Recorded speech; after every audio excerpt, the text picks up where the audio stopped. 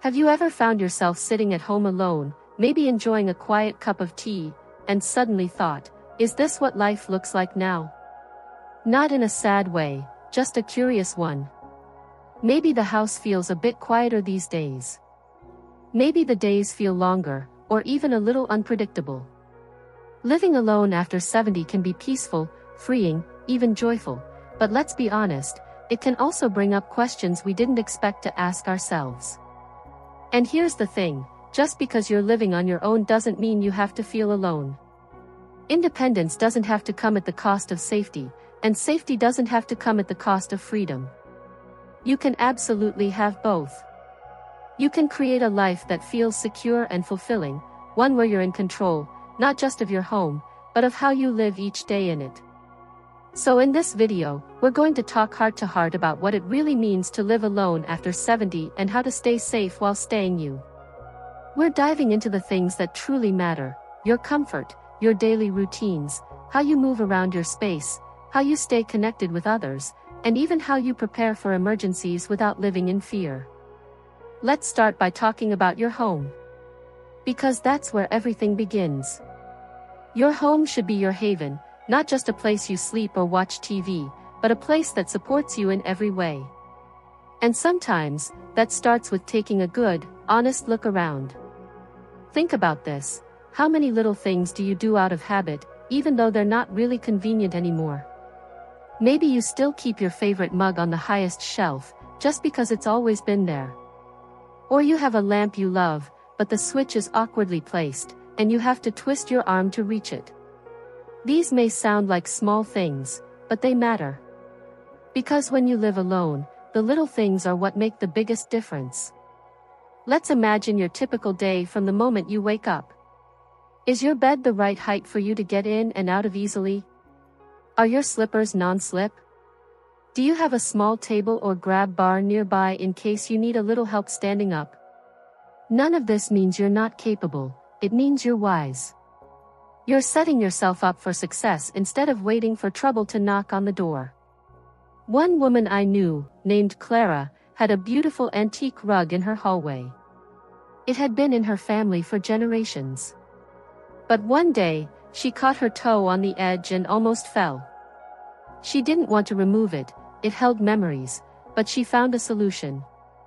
She had it secured with special non-slip backing and tucked down the corners so it laid flat. That way, she honored the past and protected her future. Sometimes independence looks like little tweaks like that. Things like placing a phone within reach in every room. Or using smart lights that turn on with a voice command, especially for those middle-of-the-night trips to the bathroom. And let me say this, technology can be your best friend here. You don't have to be a tech wizard. There are voice-activated devices now that can call a loved one, turn on the heat, or even remind you to take your medication. And they're not just gadgets, they're tools of empowerment. Another big part of feeling confident at home is movement. How easy is it for you to move through your space? Are there areas where you shuffle instead of stride because you're nervous about tripping? That hesitation is your body talking to you. And it's worth listening to. It doesn't mean you're fragile, it means you're smart. Maybe it's time to remove clutter or rearrange the furniture to give yourself a wider path. Maybe you install a handrail on the stairs, even if you don't need it now. The point isn't whether you can get by without it. The point is, why make things harder than they need to be? And let's talk about something many people overlook, bathroom safety. The bathroom is the #1 spot in the home for slips and falls. But you can do a lot to make it safer. A simple grab bar near the toilet or in the shower can be a game changer. Non-slip mats are a must. Even a shower chair can add comfort and stability if standing for long stretches wears you out. There's no shame in adapting your space, it's actually a sign of strength. It says, I value my life, and I'm making sure I can keep living it on my terms. Once you've taken care of your physical space, the next step is about routines. Daily habits are the heartbeat of living alone. They keep your days structured, your mind sharp, and your body moving. But routines can shift with age, and that's okay. You might not wake up at 6 a.m. anymore, or maybe you take longer to get going in the morning. What matters is that you have a rhythm. Something that feels like yours. One of the most powerful things you can do is create what I call anchors in your day. These are little moments that give your day shape and meaning. It could be morning coffee by the window, an afternoon phone call with a friend, or a daily walk around the block. Having these touchstones builds a sense of stability, and when you live alone, that's gold. Let me tell you about James. He's 78, lives alone in a cozy little house with a front porch swing. Every morning, rain or shine, he goes out there with a cup of tea and reads for 30 minutes. That's his anchor. It grounds him. It gives him something to look forward to, and when he doesn't do it, he feels a little off. That's how important routines are. They're not just about filling time, they're about giving time meaning. And along with routines, having a backup plan is key. Because life doesn't always stick to the plan, does it? The power might go out. You might feel dizzy one day. You might drop your phone in the sink. That's why having a simple safety net in place can give you peace of mind. For instance, do you have a friend or neighbor who checks in on you regularly? Someone who knows your schedule, and would notice if something seemed off. Even just one person like that can make a huge difference. There are also programs now that provide daily check-in calls. Some are automated, some are run by volunteers. It's not about needing help. It's about being smart, just like wearing a seatbelt doesn't mean you're a bad driver. It just means you're prepared. And being prepared is a form of independence, not the opposite of it. Now, we've talked about space and routines, but we also need to touch on a big one, trusting your instincts. When you live alone, especially as you get older, you become your own first line of defense. You know yourself better than anyone. If something doesn't feel right, whether it's a sound at the door, a strange phone call, or a knock from someone you weren't expecting, don't brush it off. Pause. Assess. Act wisely. It's okay to be cautious. It's okay to say no. And it's always okay to ask for help without feeling like you're giving up your independence. The strongest people are the ones who know when to lean on others just enough to keep standing tall. Now that we've explored how your home, your habits, and your intuition all play a part in staying safe and independent. And let's talk about one of the most overlooked, yet absolutely vital, parts of staying safe and independent when you're living alone, staying connected to other people. Now, I know what you might be thinking, but I like my quiet time. I enjoy the peace. I've earned it. And you're absolutely right. There's a kind of freedom in not having to answer to anyone. You can eat dinner whenever you want, watch what you want, go to bed when you feel like it. That's the beauty of independence. But being independent doesn't mean isolating yourself. The two are not the same. And here's the real truth, staying socially connected is just as important for your safety as grab bars in the bathroom or non-slip rugs in the hallway. Because loneliness can sneak in quietly. It doesn't always feel dramatic. Sometimes it just looks like not calling anyone for a few days, or not noticing that you haven't heard your own voice out loud in a while. Connection helps you stay sharp. It keeps your mood lifted. And yes, it keeps you safer, too. When people know what's going on in your life, they're more likely to notice if something's off. And more importantly, you're more likely to notice, too. You don't need 100 friends. You just need a few solid connections. Maybe it's a neighbor you wave to each morning. Or a family member you call every Sunday. Maybe it's the cashier at the grocery store who always remembers your name, or the librarian who knows what kind of books you like. These little social touchpoints matter. And if you don't have those in place yet, that's okay. You can build them. It's never too late. One of the best ways is to find a local senior center or community program. Not only do they offer meals, classes, and game nights, but they create a rhythm, a reason to leave the house and engage. And before you think, "That's not for me," just try one. You don't have to commit to anything. Just show up. Sometimes just being in the room is enough to start the spark of connection. There are also so many virtual options now. Maybe mobility is an issue. Maybe you don't drive anymore. That doesn't have to stop you. There are free video chat groups, book clubs, and even fitness classes you can join from your living room.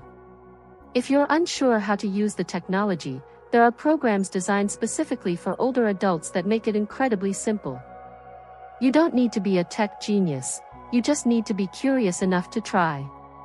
Now let's talk about another important pillar of independence, your health, both physical and emotional. When you live alone, it's easy for little aches or changes in mood to go unnoticed or unchecked. You might think, it's just part of getting older, and sometimes, yes, changes come with age.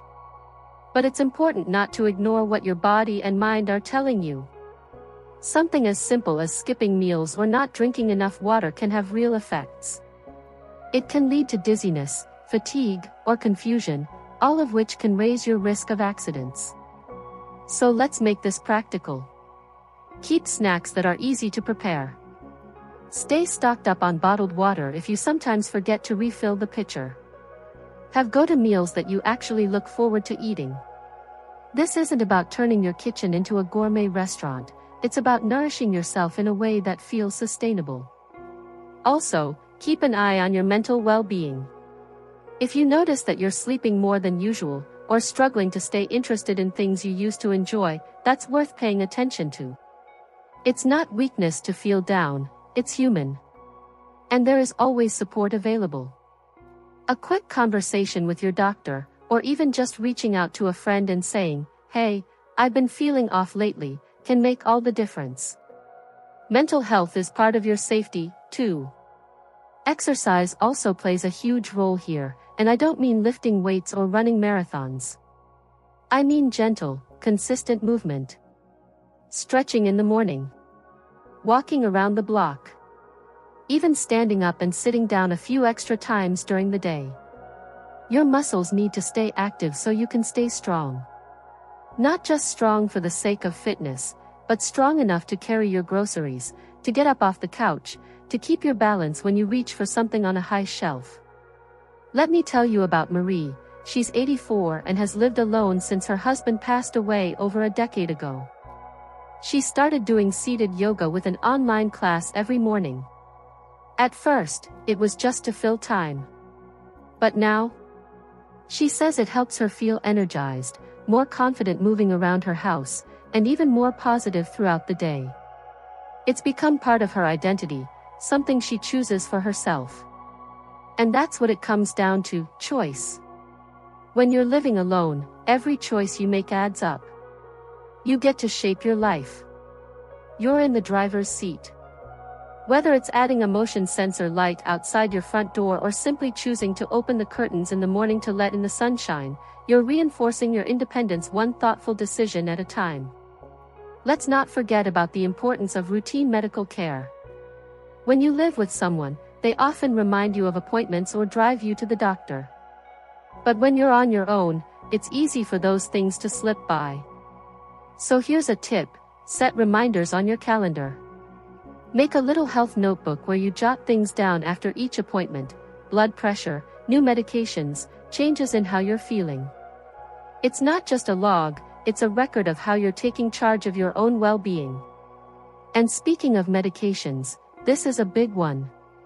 Make sure you have a system. Whether it's a weekly pill organizer, a daily alarm, or a chart on your fridge, find something that works for you. Because missing a dose, or doubling one, can have serious effects. And the more manageable you make this routine, the more confident you'll feel managing your health solo. Now, let's touch on something that often doesn't get talked about enough: asking for help before you need it. That's not easy for everyone, I know. Maybe you've spent your life being the one other people leaned on. And now, reaching out feels like giving up control. But here's the truth: planning ahead is actually the most powerful, most independent thing you can do. You can set up a system of support before there's an emergency. Maybe that means having someone you trust hold a spare key.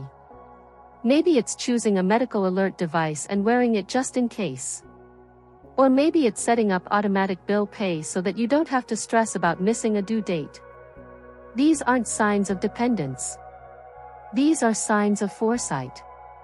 Think of it like packing an umbrella when the sky is clear.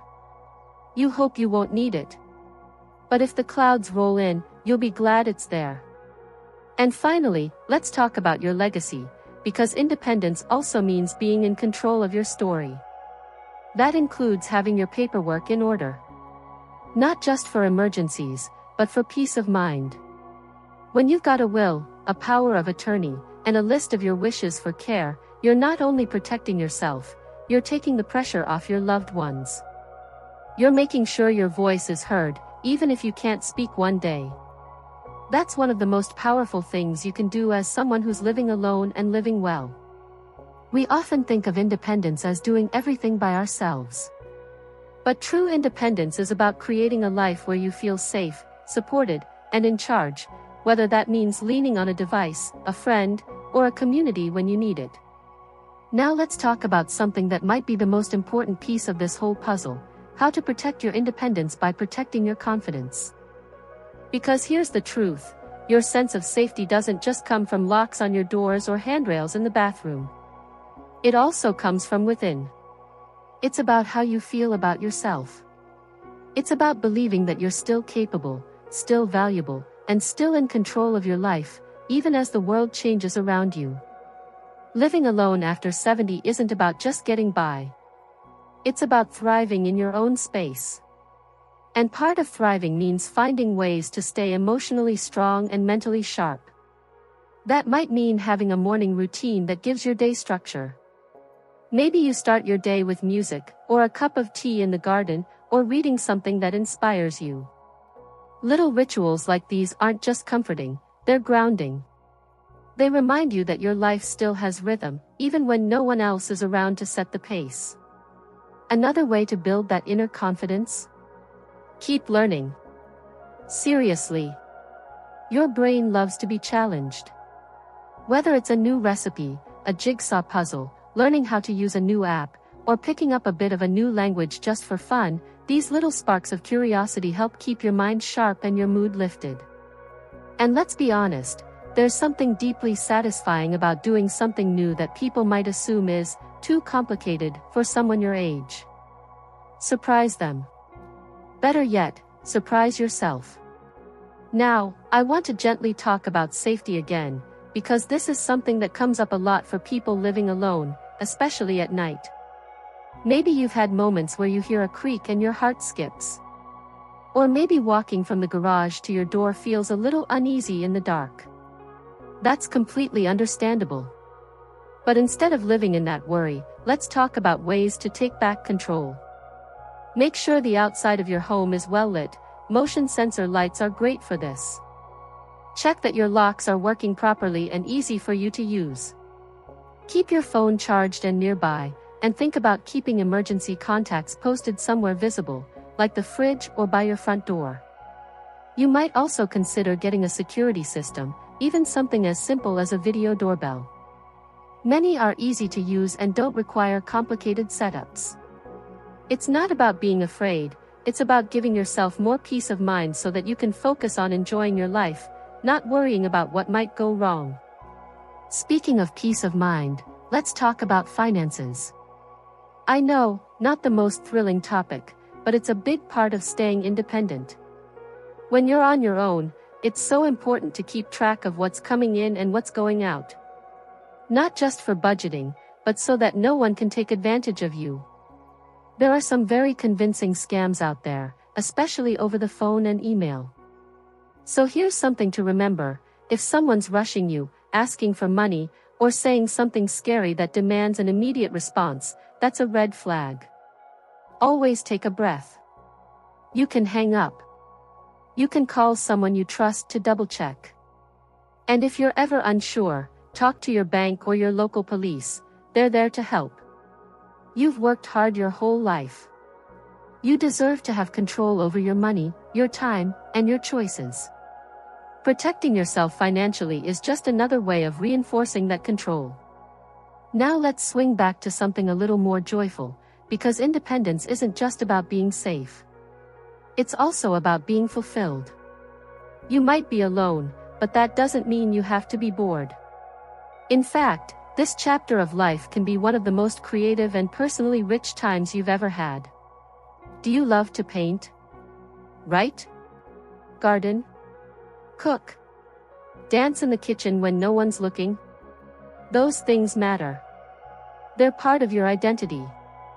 They give you a sense of meaning and energy. Maybe now is the perfect time to revisit an old passion you put on hold years ago.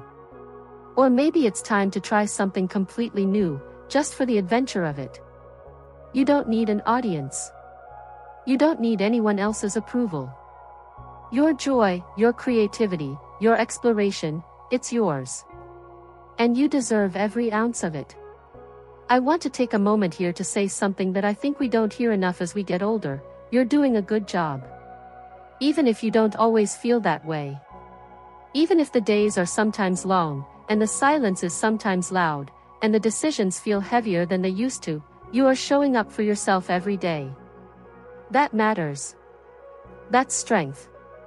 And don't ever think you have to wait for someone else to give you permission to live boldly. You are the permission. You get to decide what your days look like. What you wear. What you eat. What you do with your time. That's real freedom. And it's something to celebrate, not just manage.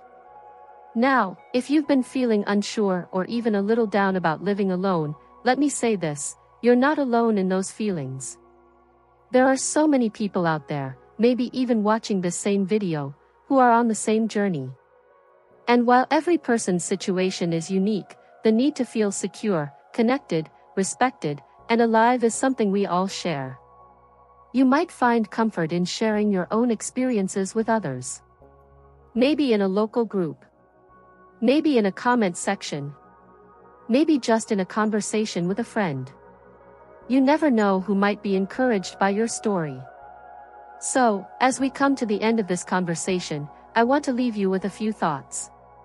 You can live alone and still feel surrounded by love. You can live alone and still feel powerful. You can live alone and still feel completely alive, adventurous, and at peace. You've already come so far. You've learned so much. You've survived things you never thought you would. And now, you're choosing to keep going, stronger, wiser, and still curious. That's something to be proud of. So here's to you. To your independence. To your safety. To your joy. And to every small step you take toward living your best, boldest life, starting right where you are. If this video resonated with you, I'd love for you to share your thoughts in the comments. Maybe a tip that's worked for you, or even something you're still working on. Let's support each other. And if you found this helpful, go ahead and like the video, it really does help more people see it. And don't forget to subscribe for more uplifting, practical tips on living well at every stage of life. You've got this. You really do. Here's to living your best life at any age, especially now.